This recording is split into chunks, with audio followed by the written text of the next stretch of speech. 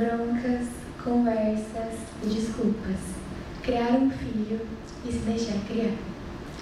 Bom, são poucas as coisas que fazem de nós, seres humanos, em alguns aspectos, iguais. Muitos dizem, inclusive, que o que nos faz iguais é que nós somos diferentes. Existe algo, entretanto, que passa despercebido pela sociedade, algo que nos modifica e influencia enquanto seres individuais, enquanto um coletivo. Todos nós somos impactados pela criação que tivemos. Nenhum ser humano sai ileso quando se trata de criar ou ser criado. Seja pela presença de uma criação ou pela falta de uma, reflexos são gerados. Boa noite a todos, eu sou a Sofia Alonso. Eu vou falar sobre criação de filhos e suas questões normalizadas. Bom, a infância é o primeiro momento de inserção de um indivíduo na sociedade. É o momento em que tudo se cria, o corpo, o subconsciente, tudo que vai nos acompanhar pelo resto da vida. É o momento em que tudo é muito sensível, tudo é muito grande, afinal é o nosso primeiro contato com o mundo. É um momento que eu diria até mesmo como assustador, já que a sociedade torna tudo muito mais complexo do que deveria. Bom, para podermos entender a infância diante os olhos da atualidade, a gente precisa voltar um pouco no tempo e com isso a gente chega à Idade Média. Por mais estranho que seja pensar nisso nos dias de hoje, naquela época basicamente não existia a infância. A infância ela não era vista como uma fase da vida. As crianças elas eram tratadas como adultos, sem nenhum tipo de filtro, eram como se fossem mini adultos. Isso refletia, inclusive, na maneira de se vestir. Aqui tem um quadro que se chama As Meninas, que dá para perceber na vestimenta que as menininhas estavam usando que eram idênticas às roupas que mulheres mais velhas usavam naquela época. Outro reflexo dessa falta de periodização da vida eram os contos de fada, que tiveram sua origem na Idade Média. Os contos de fada se divergem muito daquela época, se divergem muito do que se entende por isso atualmente.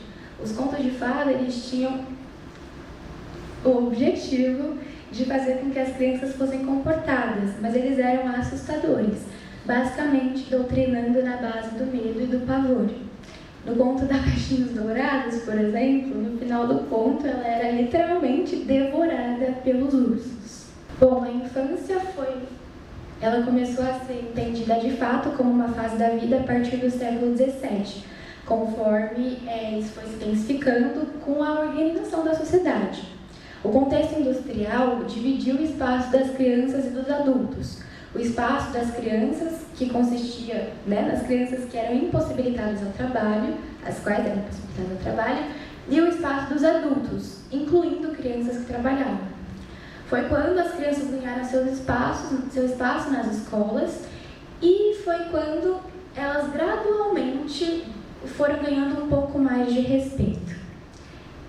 As crianças foram ganhar de fato seu lugar no mundo em 1959, com a Declaração dos Direitos da Criança, da ONU, e se pararmos para pensar, é algo muito recente e pouco respeitado. Um outro contexto importante para a gente poder compreender o tema criação de filhos são as monarquias. Analisando a monarquia brasileira, por exemplo, o trono era passado sucessivamente, ou seja, de pai para filho. E essa passagem de poder era o desejo do rei de impor no filho o que ele queria. Analisando as monarquias de uma maneira geral, uma das principais características dessa organização governamental, enfim, era a hierarquia. O rei era o mais poderoso e, portanto, o mais respeitado. Tudo que vinha abaixo dele não merecia tanto poder. E, a partir disso, houve-se uma extensão temporal desse comportamento. E acho que muitas pessoas já ouviram a frase quando criança: você precisa respeitar as pessoas mais velhas. E é claro que isso está certo, mas a mensagem que essa fala transmite é que o maior respeito deve ser de pessoas mais velhas, sendo que não deveria se existir um maior respeito, e sim deveria ser defendida uma ideia de igualdade perante o respeito. Uma outra frase que eu acredito que muitas pessoas já ouviram também é: as pessoas mais velhas sabem mais. E é claro que as pessoas mais velhas têm uma bagagem de vida muito maior, mas em muitos casos a quantidade não vai ser sinônimo de qualidade. E mais importante que isso, pessoas mais velhas saberem mais que pessoas mais novas, que crianças, não significa que essas pessoas não possam aprender. Trocas de aprendizagem não podem se resumir a essa hierarquia. Trocas não são apenas de crianças aprendendo com pessoas mais velhas. Pode-se aprender muito com uma criança. Quando criança, a nossa visão de mundo ela é pura, lúdica, sensível, repleta de imaginação. E isso acaba por ser deixado de lado conforme crescemos. E durante a infância, essa visão acaba por ser banalizada por muitas pessoas. Frases do tipo, você é só uma criança, não sabe de nada, são muito recorrentes e acabam por gerar uma frustração muito grande. Afinal de contas, é verdade, não é como se quando crianças nós sabemos muito sobre o mundo e a vida, mas é nessa fase que nós aprendemos as primeiras coisas e que a nossa obrigação não é saber de tudo. E é claro que é algo natural com o passar do tempo, se perdendo essa visão de mundo, mas é aí que entra a oportunidade linda de você olhar para uma criança, entender que ela é um ser humano também, se conectar com esse lado e aprender. Diante da história, é possível enxergar situações que se arrastam até os dias odiernos. Eu gostaria de enfatizar algumas delas. Em primeiro lugar, analisando novamente a monarquia brasileira, a gente se encontra na questão do machismo. Naquela época, o rei tinha o desejo de que seu sucessor, no caso, seu filho, fosse um homem. E a partir desse ponto, se houvesse o nascimento de uma menina, seria direcionado a ela o sentimento de frustração e decepção. Então, partindo do princípio do nascimento, já há a falta de desejo pela existência dela. E além do mais, após o crescimento dessa menina, era designado a ela o dever de ter um marido, cuidar dele, cuidar da casa e, enfim, cuidar de tudo. E analisando a atualidade, é possível enxergar traços disso extremamente vívidos na nossa sociedade. Em muitas famílias, por exemplo, o peso cai muito mais em cima da menina do que do menino. Isso em famílias que têm um casal de filhos. Então, por exemplo, em castigos, muitas vezes a menina é muito mais repreendida. Ou então, em divisão de tarefas, para ajudar os pais a cuidar da casa, a menina recebe muito mais tarefas a fazer do que o menino, visto que há de maneira enraizada na nossa sociedade a ideia do papel feminino. Então, enquanto a menina fica encarregada de muitas coisas ou tudo, o menino muitas vezes não fica encarregado de quase nada. Passando para outro tópico, a gente entra numa questão muito polêmica, que é a violência. Analisando a nossa sociedade, é nítida a normalização da violência, que chega até a ser considerada uma maneira de educar. O ato de punir uma criança pelo simples e normal fato dela errar é como tratar a criança como um saco de pancadas. E se pararmos para pensar, quando adultos erram, não existe nenhum tipo de violência contra esse adulto. E só dando um adentro aqui rapidinho, a sociedade não aceita erros com facilidade. As pessoas têm muita dificuldade de aceitar e entender as imperfeições do outro.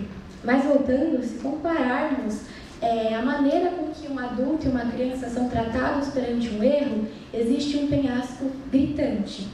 E isso é, de certa forma, contraditório, porque quando crianças, nós estamos tendo nossas primeiras experiências e nossas primeiras vivências. E quando se é adulto, se tem uma bagagem de vida muito maior, vivências acumuladas. Então, e mesmo assim, o errar enquanto criança é punido. Aqui eu trouxe uns exemplos de casos de violência. Aqui tem o relatório do Status Global sobre a prevenção da violência contra crianças de 2020, aponta que quase metade de todas as crianças do mundo sofrem agressões física, sexual ou psicológica regularmente. Tem um caso de um menino em Borel, no Rio de Janeiro, de 4 anos, que morreu dentro de casa com seus principais suspeitos sendo sua mãe e seu padrasto. E 81% dos casos de violência contra crianças e adolescentes ocorrem dentro de casa, uma pesquisa feita pelo Ministério dos Direitos Humanos e da Cidadania. Outra questão muito pertinente é a diferença de autoridade e imposição. Se é criança, quando nasce uma criança, ela não é uma extensão do pai ou da mãe. Ela é um ser individual. Ela não vive para realizar os sonhos e desejos que o pai e a mãe não conseguiram. Ela vive para realizar os próprios sonhos. E os pais e as mães estão ali como mentor de vida, para ensinar os valores, que isso é individual de cada um, para aconselhar, para proteger. E existe sim uma relação de hierarquia e o responsável tem que sim ser uma autoridade perante a criança. Mas existe a diferença de autoridade, que é o poder de decidir, de ordenar, de se fazer obedecer, e a imposição, que nesse caso seria a limitação da liberdade da criança.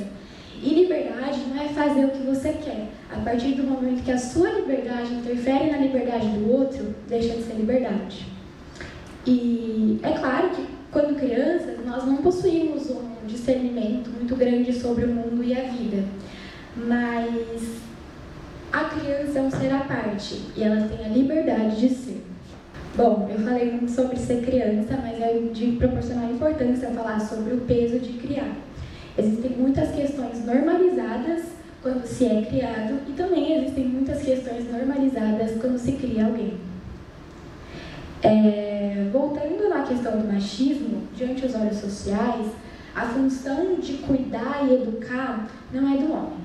Para a sociedade, o homem traz dinheiro para casa, o homem é bem-sucedido, é o homem que trabalha e, portanto, a função doméstica é da mãe. E a partir disso, socialmente, a maternidade passa a ter um peso maior do que a paternidade. Não no sentido de ser mãe é mais importante do que ser pai, mas no sentido da importância que a sociedade dá pelo esforço de cada um.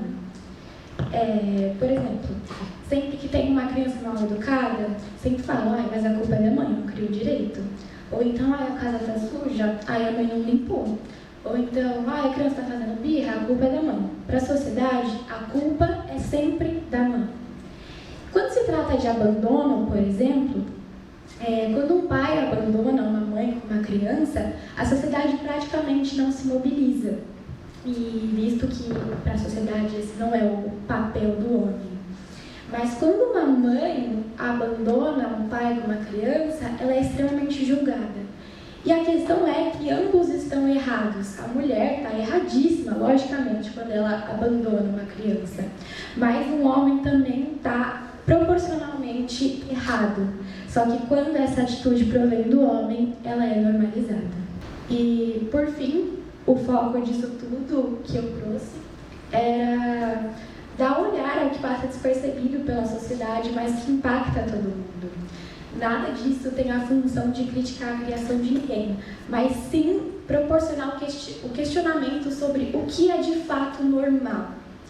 Eu falei em quase 100% da palestra sobre crianças, mas isso é porque, quando crianças, nós temos tantas coisas a dizer e pouquíssimas delas são escutadas.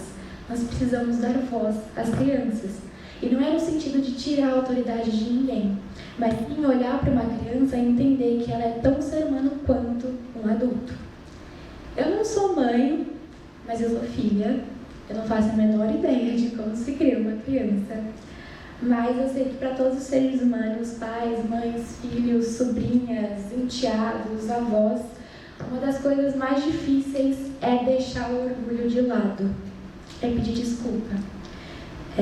Acho que às vezes a gente tem que dar um desconto para os nossos pais, afinal eles estão vivendo pela primeira vez, e para as crianças e adolescentes também, eles também estão vivendo pela primeira vez. Acho que ninguém sabe ao certo e com 100% de certeza do que está fazendo. Acho que está todo mundo dando o seu melhor, enquanto pais ou filhos. Muito obrigada, boa noite.